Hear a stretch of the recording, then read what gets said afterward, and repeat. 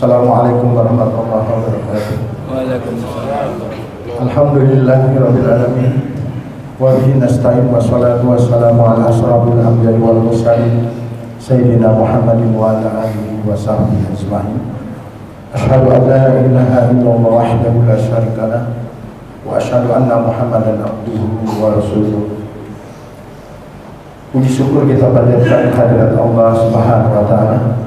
Pada pagi hari ini kita masih diberikan nikmat iman Islam serta sehat walafiat sehingga bisa berkumpul di tempat yang mulia ini untuk melaksanakan sholat Idul Adha tahun 1445 Hijriah yang bertepatan dengan tanggal 10 Zulhijjah juga tanggal 17 Juni tahun 2024. Salawat serta salam kita sampaikan kepada pemimpin Islam Nabi besar Muhammad Sallallahu Alaihi Wasallam serta keluarganya, para sahabat dan seluruh umatnya yang setia dengan dakwahnya sampai akhir zaman.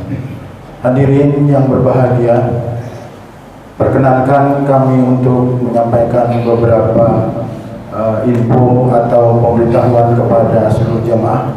Pertama, kami ucapkan juga terima kasih atas kepercayaannya dari pembina serta staf Yayasan Masjid Al-Furqan. Yang kedua dari pengawas Masjid Al-Furqan. Yang ketiga dari ketua serta seluruh jajarannya untuk mempercayakan kami dalam pelaksanaan kegiatan Idul Adha tahun ini. Kemudian kami akan melaporkan kegiatan yang insyaallah akan dilaksanakan pada sholat Idul Adha pada pagi hari ini. Pertama, untuk hewan kurban, hewan sapi sebanyak 7 ekor dan hewan domba dan kambing sebanyak 90 ekor. Ini adalah satu prestasi yang kami dapatkan bahwa kami diberikan kepercayaan untuk melaksanakan kegiatan ini. Yang kedua, tentunya kami mengucapkan jazakumullah dan katsir kepada seluruh jamaah yang sudah memberikan kepercayaan ini untuk berkurban di Masjid Al-Furqan ini. Mudah-mudahan Allah memberikan ganjaran yang setimpal dan Allah memberikan ganti apa yang telah dikeluarkan pada pagi hari ini untuk pelaksanaan pembelian hewan kurban. Jamaah yang dimuliakan Allah, tentunya sekali lagi kami berharap kepada seluruh pengkurban yang mempercayakan berkurban di masjid ini bisa hadir insyaallah ba'da sholat Idul Adha pukul 8 atau pukul 8.15 pagi ini dan bisa memberikan kembali daftar ulang kepada panitia yang ada di serambi masjid untuk registrasi dan sebagainya. Yang kedua juga kami harapkan kepada seluruh jamaah yang mau menyaksikan bisa kami siapkan tenda untuk tertib duduk dan sebagainya, bisa menikmati apa yang ada di serambi. Mudah-mudahan ini menjadi satu kebanggaan bahwa kita bisa menjaga ukhuwah Islamiyah di masjid ini. Jamaah yang dimuliakan Allah, tentunya insyaallah pada pagi hari ini yang bertindak untuk khatib sholat Idul Adha akan disampaikan oleh Al-Ustaz Bapak Haji Ali Hamson Harahap SAG MA, dan insyaallah imam akan dipimpin oleh Ustaz Husni Al-Mubarak SAG. Terakhir kami sampaikan kepada seluruh pembina dan staf serta pengawas dan staf, juga kepada seluruh pengurus Yayasan Masjid Al-Furqan dan staf serta seluruh teman-teman kepanitiaan pelaksanaan kegiatan hewan kurban untuk bisa berkumpul di sekretariat kita berbuka puasa bersama pada sholat Idul Adha nanti bisa berkumpul di sekretariat. Dan kepada para jamaah yang mau bergabung silahkan untuk berbuka puasa pada sholat Idul Adha. Jamaah yang dimuliakan Allah, sekali lagi atas nama pribadi dan seluruh kepanitiaan yang ada di kegiatan pelaksanaan Idul Adha pada tahun ini, mohon maaf apabila di dalam pelaksanaan banyak kekurangan di sana sini. Kami juga sekaligus mewakili DKM Masjid Al-Furqan, mohon maaf apabila di dalam pelaksanaan kegiatan sholat Idul Adha pada pagi hari ini banyak kekurangan di sana sini. Akhirnya dari kami, astagfirullah khair. Assalamualaikum warahmatullahi wabarakatuh. Bismillahirrahmanirrahim. Assalamualaikum warahmatullahi wabarakatuh. Alhamdulillahirabbil alamin, wassalatu wassalamu ala asrofil anbiya'il mursalin wa ala alihi wa ashabihi ajmain, amma ba'd. A'udzu billahi minasyaitonir rajim. Bismillahirrahmanirrahim. Ya ayyuhallazina amanu taqullaha haqqa tuqatih wa la tamutunna illa wa antum muslimun. Bapak Ibu dan jamaah salat Idul Adha yang dirahmati Allah Subhanahu wa taala. Puji syukur kita panjatkan kehadirat Allah Subhanahu wa taala. Pada pagi hari ini kita masih diberikan rahmat dan karunia, di antaranya nikmat iman, nikmat Islam, dan nikmat sehat. Salawat dan salam kita sampaikan juga kepada junjungan kita Nabi besar Muhammad sallallahu alaihi wasallam. Kita sampaikan juga kepada keluarganya, kepada sahabatnya, dan kita insya Allah yang ada hadir di rumah Allah hari ini akan mendapatkan syafaat di yaumil akhir nantinya. Amin, amin ya rabbal alamin. Jemaah yang dirahmati Allah Subhanahu wa taala, beberapa hal yang ingin kami sampaikan dari Yayasan Masjid Al-Furqan. Pertama, di dalam rangka untuk memberikan pelayanan terbaik dan kenyamanan jamaah, kami melakukan beberapa hal. Pertama, kami merekrut atau menambah jumlah personal untuk kegiatan ibadah, yaitu pertama imam sholat rawatib, yaitu Bapak Muhammad Usni Al-Mubarak yang hari ini akan menjadi imam kita. Yang kedua adalah saudara Muhammad Abdul Wahid. Backgroundnya adalah pesantren Al-Mu'anah Rumpin Ciseeng di Bogor. Pengalaman beliau adalah di samping muazin juga imam sholat rawatib. Tadi saya sampaikan terkait dengan Al-Ustadz Muhammad Usni. Beliau pendidikan terakhir adalah SAG, Sarjana Ilmu Al-Quran. Itu ilmu agama, sorry. Itu terkait dengan personal yang kita perkuat untuk dalam rangka mengoptimalkan pelayanan dari pengurus kepada jamaah. Sekali lagi dan terus selanjutnya kami sampaikan juga bahwa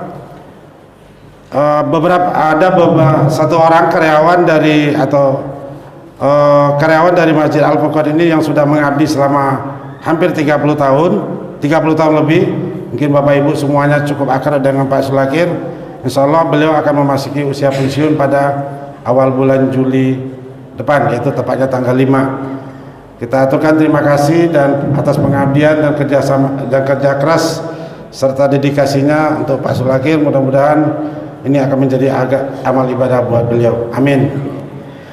Berikutnya terkait apa yang sudah kami sampaikan pada kegiatan Idul Fitri yang lalu, bahwa pengurus sudah selesai merencanakan pembuatan desain dan menghitung RAB untuk renovasi tempat duduk. Alhamdulillah sudah kami sampaikan di beberapa tempat. Perlu kami sampaikan pada kegiatan hari ini adalah dana yang tersedia atau sisa dana pembangunan tahun yang lalu ada sekitar 19 juta. Kemudian dalam waktu seminggu terakhir ini ada 5 jamaah yang sudah menyampaikan infak sedekah untuk pembangunan renovasi tempat wudhu ini, ya. Di antaranya adalah Ibu Ulfa, ada Pak Bambang Triyono, Pak Rosanto, dan Bapak Mahendra Dwi Nusa, dan Ibu Wike. Alhamdulillah sampai hari ini untuk kegiatan pembangunan tempat wudhu ini sudah terkumpul sebesar Rp27.799. Jazakumullah khairan katsiran. Kami arahkan kepada seluruh jamaah pada hari ini, kami himbau untuk kita dapat bersama-sama membantu untuk kegiatan renovasi ini, karena kita ketahui bahwa tempat duduk ini sangat penting dalam kita untuk syarat sahnya kita sholat di masjid ini, dan ini perlu kita perbaiki, kita perlu tingkatkan kualitasnya sehingga jamaah merasa nyaman dan aman untuk melakukan ibadah di Masjid Al-Furqan. Mungkin itu singkat kami sampaikan terkait dengan rencana kegiatan dari Masjid Al-Furqan. Sekali lagi kami ucapkan terima kasih atas donasi, infak dan sedekahnya. Mudah-mudahan kegiatan pembangunan tempat wudhu pria dan ibu-ibu ini bisa kita laksanakan dalam waktu dekat.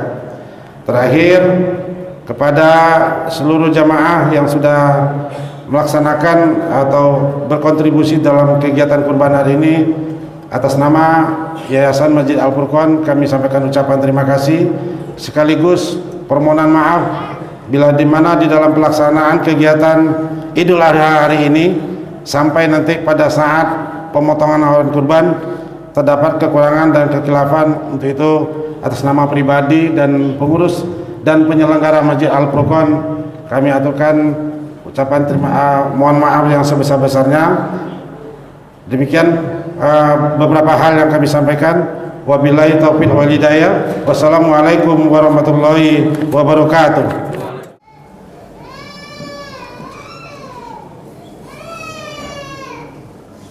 Assalamualaikum warahmatullahi wabarakatuh.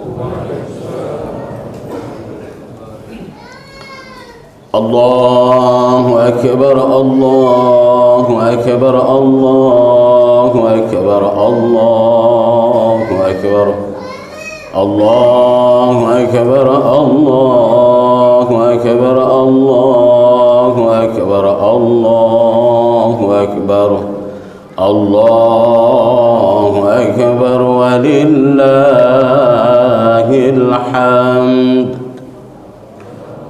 Allahu akbar kabira walhamdulillahi katsira wa subhanallahi bukratan wa asila.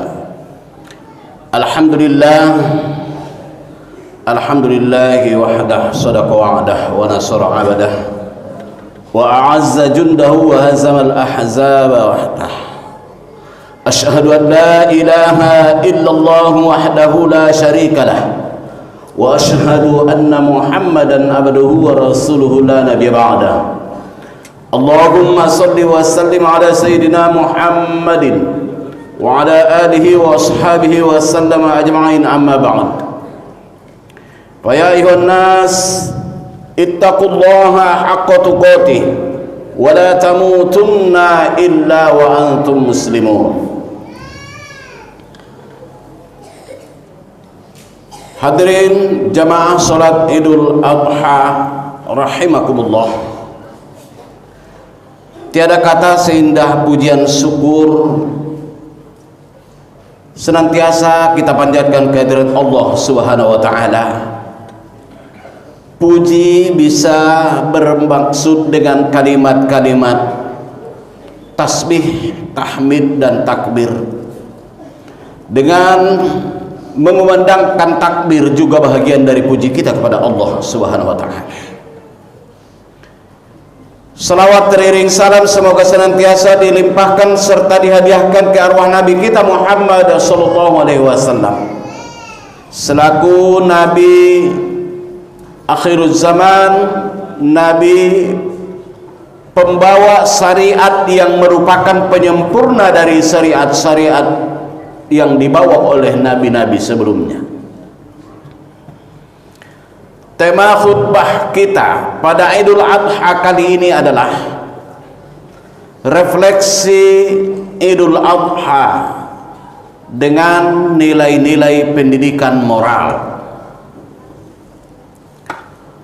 Alasan pemilihan tema ini adalah kaitannya sebuah ritual ibadah yang tergolong tertua, dikaitkan dengan tupoksi Rasulullah Nabi kita Muhammad sallallahu alaihi wasallam. Idul Adha memperingati suatu peristiwa udhiyah, kurban. Memperingati kurban ini, ternyata perintah kurban itu salah satu bentuk ibadah yang tertua, karena kurban pada dasarnya sudah ada semenjak manusia generasi pertama, di mana putranya Nabi Adam alaihissalam yang bernama Qabil dan yang kedua adalah Habil. Masing-masing punya saudara kembar perempuan. Pada saat itu ada syariat yang mengatakan bahwa Qabil dipasangkan untuk dijodohkan kepada saudara kembar Habil, sementara Habil dipasangkan dengan saudara kembar Qabil. Qabil tidak menerima keputusan ini karena beliau merasa lebih cantik saudara kembarnya sendiri. Pada waktu itu beliau komplain. Dengan beliau komplain, ternyata turun syariat, turunlah perintah untuk berkurban. Nabi Adam alaihissalam menyuruh mereka berkurban. Ternyata Qabil berprofesi sebagai petani, sedangkan Habil berprofesi sebagai peternak. Qabil memberikan kurbannya hasil tani yang paling bisa dikatakan yang kualitasnya kurang baik, sementara Habil peternak yang baik memberikan kurbannya adalah hewan yang terbaik. Maka tuntutan Qabil tidak diterima, akhirnya tidak jadi diterima permintaan Qabil. Berarti kurban sudah ada semenjak generasi manusia pertama, lalu dikaitkan dengan tupoksi yang utama yaitu Rasulullah. Innama bu'istu liutammima makarimal akhlaq. Sesungguhnya aku diutus, kata Rasul, untuk menyempurnakan akhlak manusia. Hadirin jamaah salat Idul Adha, Nabi Ibrahim alaihissalam merupakan tonggak sejarah dengan udhiyah, penyembelihan. Berkurban dengan penyembelihan dimulai dari Nabi Ibrahim alaihissalam, kemudian disyariatkan secara populer ketika di zaman Nabi kita Muhammad sallallahu alaihi wasallam. Nabi Ibrahim memiliki istri yang bernama Siti Hajar. Mereka adalah pasangan yang begitu romantis, pasangan yang begitu bahagia.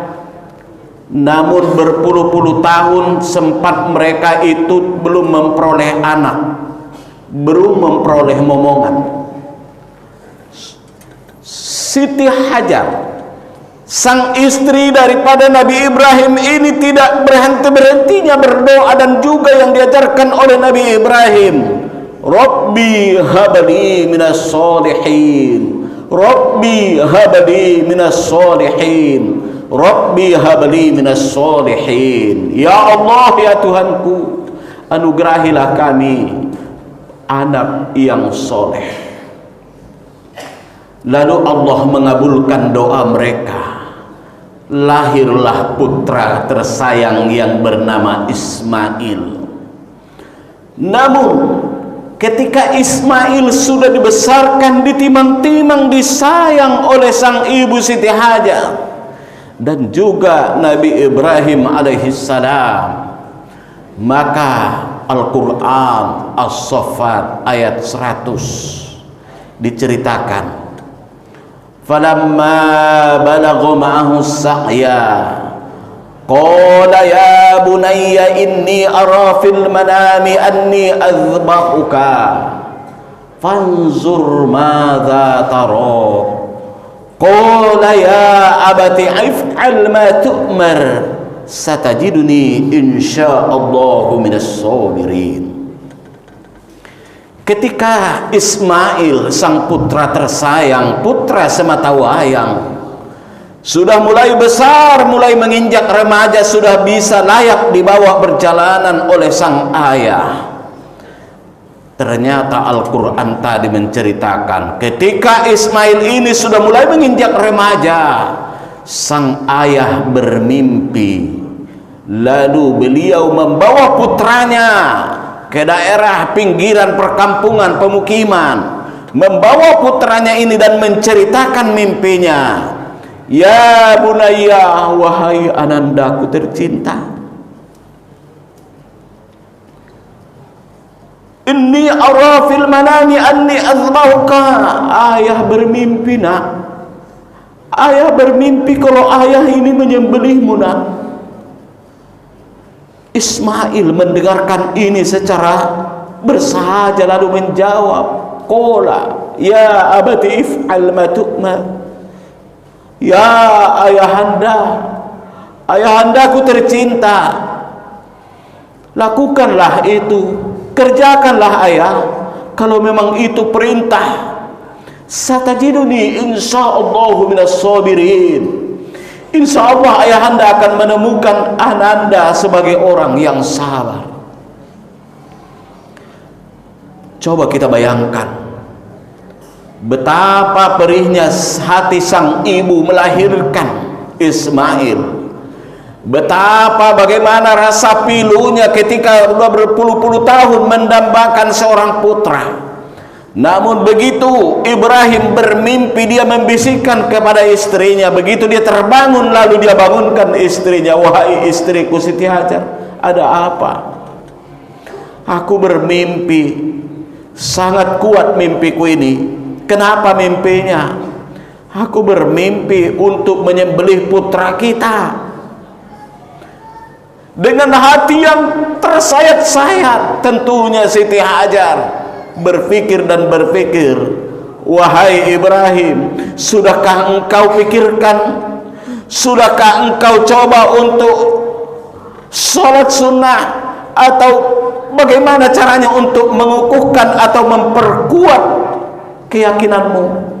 Wahai istriku, saya sudah melakukan berbagai hal, ternyata ini adalah memang perintah benar. Kalau demikian, silahkan wahai suamiku, bawalah putra kita, jauhkan dia dari aku. Aku tidak sanggup melihat tetesan darahnya putraku sendiri. Aku nggak sanggup melihat bagaimana nyawa anak kita itu melayang. Segitu anak yang sangat kita sayang.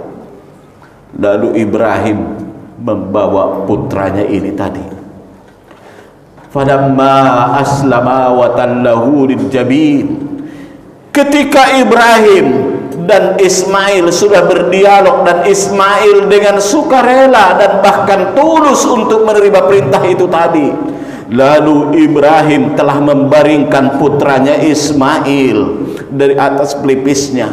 Maka di saat itu Ibrahim sudah mulai menguncangkan pisaunya untuk memotong sang putra sendiri. Di dalam hatinya muncul godaan bisikan, wahai Ibrahim, kenapa engkau potong putra kesayanganmu? Sempat-sempatnya Ibrahim mengambil kerikil dan melempar itu. Lalu dia coba lagi, bismillahirrahmanirrahim. Ternyata datang lagi, wahai Ibrahim, bukankah engkau tahu betapa istrimu terpukul kalau kehilangan putramu? Diambil lagi kerikil, dilempar lagi itu godaan. sampai 3 kali. Ternyata inilah salah satu yang menjadi ibadah haji yang kita buat dengan melempar jamarat. Ternyata Ibrahim juga pernah melakukan itu karena bisikan godaan itu tadi datang, dia coba lempar. Akhirnya setelah dia tekad bulat, maka dia sudah mau memotong leher putra kesayangan ini sendiri. Fanadainahu ayya Ibrahim, maka datang panggilan yang begitu menggetarkan, memanggil, hai Ibrahim.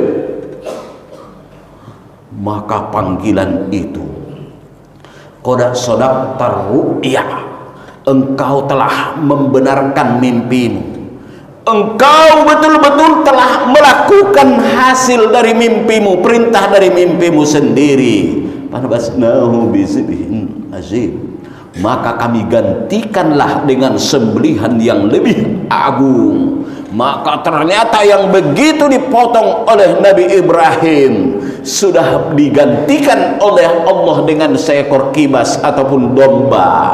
Maka di saat itu Nabi Ibrahim begitu lega hatinya, begitu gembiranya. Ternyata yang dia potong hanyalah seekor kibas atau seekor kambing, sedangkan sang putranya Ismail ternyata sudah tersenyum gembira berada di sebelah beliau. Hadirin jamaah salat Idul Adha yang dimuliakan Allah, peristiwa yang begitu memilukan, peristiwa yang begitu menyedihkan, baik untuk sang ayah Nabi Ibrahim, tentunya berat untuk dilakukan. Tapi Nabi Ibrahim seorang yang kuat imannya, beriman secara totalitas, karena mimpi seorang nabi tentunya berbeda dengan mimpi kita sebagai orang awam. Kalau nabi, wa ma yantiqu 'anil hawa in huwa illa wahyu yuha, segala yang terlintas dan yang terpikir di pikiran Nabi maka tidak lepas dari gemblengan wahyu. Maka para nabi itu kalau bermimpi, mereka sangat yakin itu adalah wahyu Allah. Apa hikmah yang kita ambil? Pertama, sekalipun Nabi Ibrahim itu adalah yakin kalau itu perintah Allah, namun Ibrahim juga tetap menjaga nilai-nilai perasaan sang istri dan perasaan sang anak. Sang ayah bukanlah otoriter, sang ayah bukanlah seorang diktator, sang ayah adalah orang yang demokratis, menunjukkan nilai-nilai demokratis, nilai-nilai asas musyawarah ditunjukkan oleh Ibrahim kepada istrinya. Bukankah banyak di antara kita, mohon maaf, yang mungkin sang ayah ingin memasukkan putranya ke pesantren, tapi sang istri terkadang belum mengizinkan karena nggak sanggup berpisah dengan anaknya, putra ataupun putrinya. Terkadang karena sang istri ataupun sang ibu dengan kelembutan hatinya, kita sekolahkan yang dekat saja, saya tidak sanggup kalau anak kita jauh. Ini merupakan bahagian dari tantangan keluarga. Ternyata tantangan itu lolos dan dihadapi oleh Nabi Ibrahim alaihissalam. Bukan hanya untuk dimasukkan pesantren, tapi untuk disembelih saja, sampai-sampai Siti Hajar merelakan. Siti Hajar adalah sang ibu yang punya iman secara totalitas, istri Nabi Ibrahim yang begitu total keimanannya, sekalipun memiliki hati yang begitu lembut, memiliki kasih sayang yang tinggi terhadap putranya Ismail, tapi ternyata beliau mengalahkan egonya, itu dengan keimanannya. Mampu dia taklukkan egonya dengan iman terhadap perintah Allah Subhanahu wa ta'ala. Inilah Ibunda Siti Hajar yang sering menjadi tapak tilas dalam sejarah-sejarah ubudiyah kita. Ismail, coba kita perhatikan bahasa beliau ketika mendengarkan apa yang disampaikan ayahnya. Ya bunayya inni ara fil manami anni azbahuka. Hai anakku tercinta, ayah bermimpi untuk menyembelihmu nak. Qala ya abati if'al ma tu'mar satajiduni insyaallahu minas sabirin. Ayahanda, lakukanlah kalau memang itu perintah. Beliau mempersilahkan kepada ayahnya untuk melakukan penyembelihan itu. Lakukanlah ayah kalau memang itu perintah. Satajiduni insyaallahu minas sabirin. Semoga ayahanda menemukan ananda tergolong orang yang sabar. Jawaban yang begitu putis dan begitu menunjukkan bahwa kesantunan seorang anak terhadap ayahnya. Andaikan generasi kita sekarang ini, masih adakah orang tua yang seperti Ibrahim? Masih adakah istri yang seperti Siti Hajar? Masih adakah putra-putri kita yang bagaikan Ismail?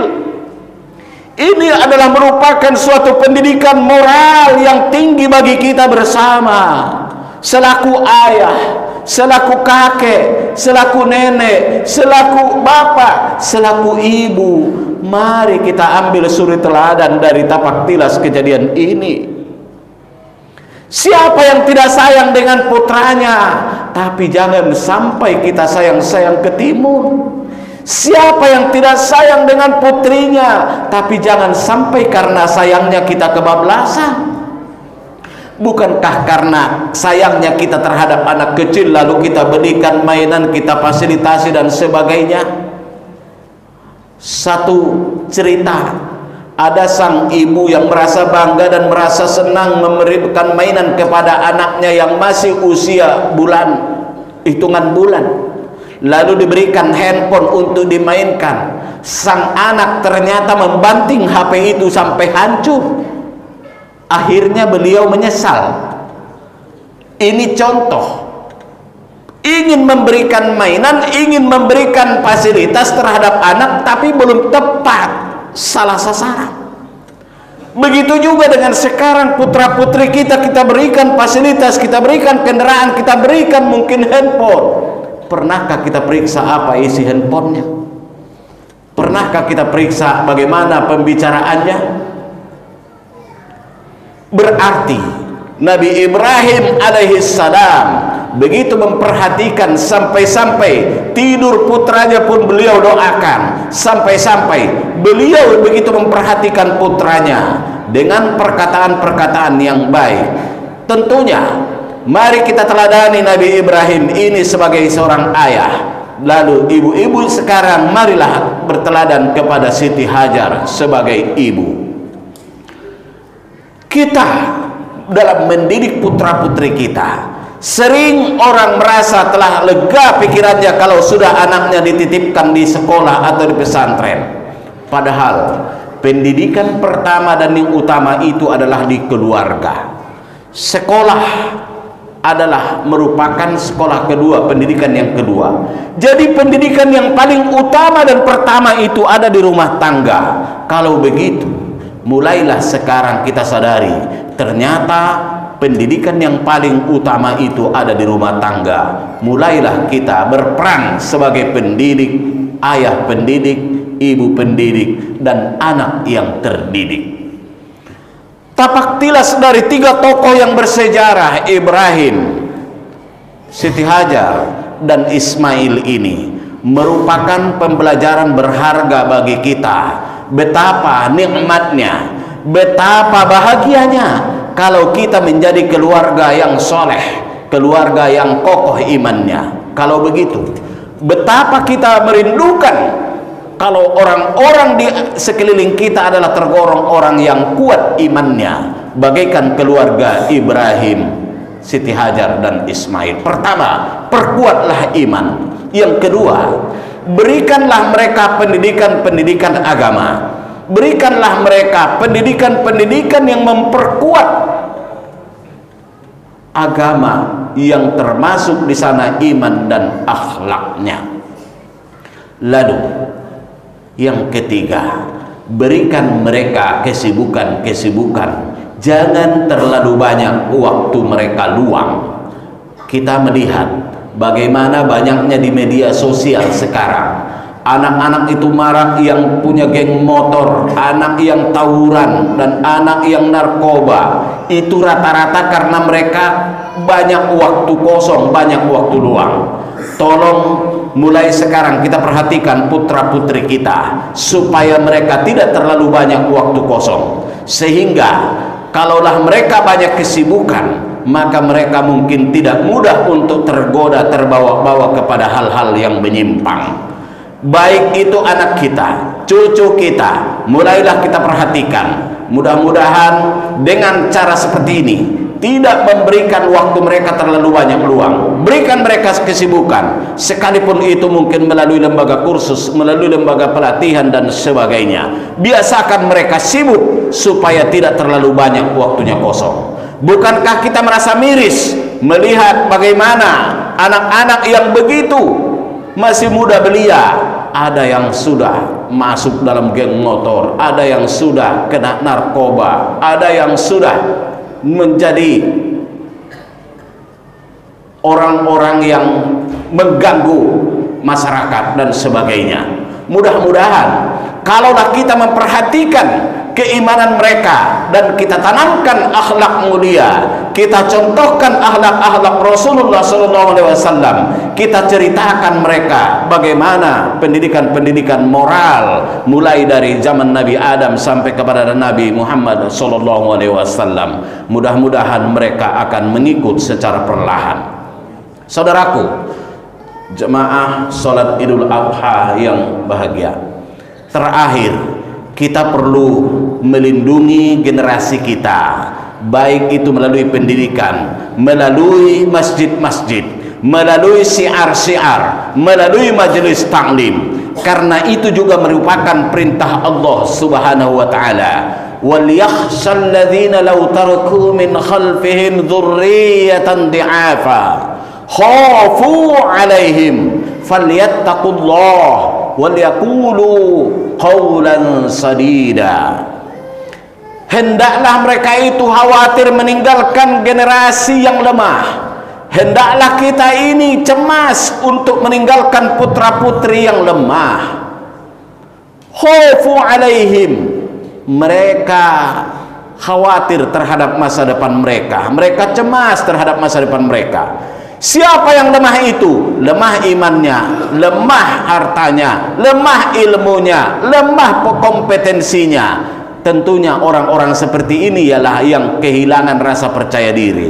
Khawfu alaihim, mereka kehilangan rasa percaya diri. Mereka nyaris frustasi sehingga mereka berbuat apa maunya, berlaku sesuai dengan kehendak hatinya. Falyattaqullah, memperhatikan anak-anak kita itu, generasi kita itu, di lingkungan kita itu, bahagian dari ketakwaan menurut Al-Quran ini. Waliyaqulu qawlan sadida, hendaklah kalian berkata dengan perkataan yang benar. Kita biasakan mereka dengan perkataan-perkataan yang baik dan benar, baik di rumah, di lingkungan, di masjid, di sekolah dan sebagainya, supaya anak-anak kita ini tergolong orang yang bukan orang yang lemah. Maka perlu kita memperhatikan mereka, baik dari rumah, dari lingkungan, bahkan dari masjid. Kita perkokoh putra-putri kita, jangan sampai mereka menjadi orang-orang yang kehilangan rasa percaya diri hingga mudah terjerumus kepada kesalahan. Bismillahirrahmanirrahim. Inna a'atainakal kautsar fasholli li rabbika wanhar inna syani'aka huwal abtar.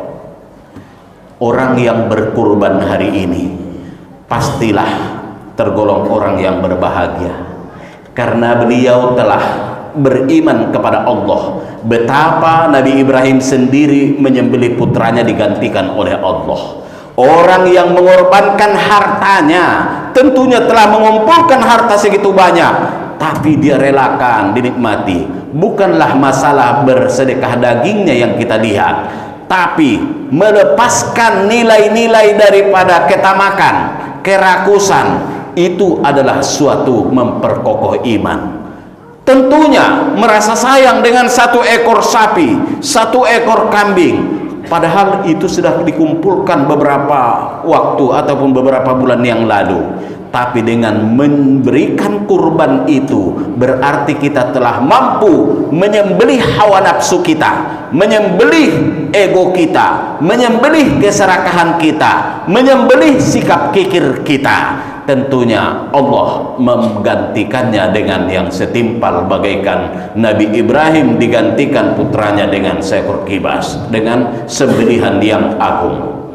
Bagi yang belum mampu untuk berkurban, tentunya menjadi motivasi bagi kita.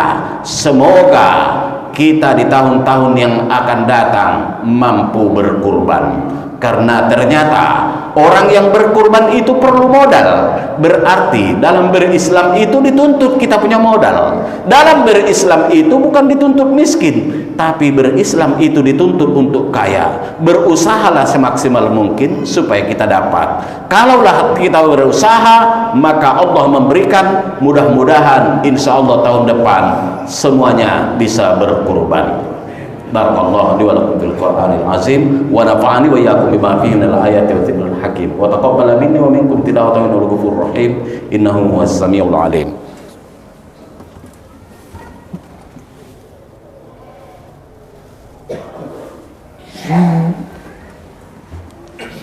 Allahu akbar, Allahu akbar, Allahu akbar, Allahu akbar, Allahu akbar, Allahu akbar, Allahu akbar, Allahu akbar, walillahil hamd.